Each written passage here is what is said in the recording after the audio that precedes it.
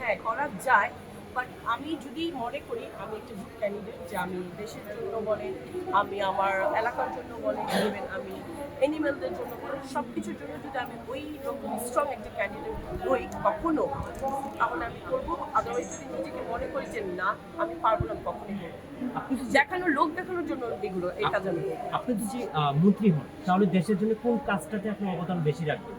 কি কাজ করবেন? যদি আপনি হয়ে গেছে কি কাজ করবেন? সবার আগে দেশের ট্রাফিকটা কমাবো। আর দেশে হচ্ছে কথায় কথায় যে রাস্তা অবরোধ করে আন্দোলন করা হয়, এতে কিন্তু মানুষের অনেক ক্ষতি হয়। কাজে বলেন, অফিসে বলেন, স্কুলে বলেন, ইভেন একটা হসপিটালে গেলেও বাচ্চাদের, বয়স্কদের অনেক, এই জিনিসগুলো বন্ধ করতে হবে। আর দেশকে রাজনীতি মুক্ত করতে হবে সবার।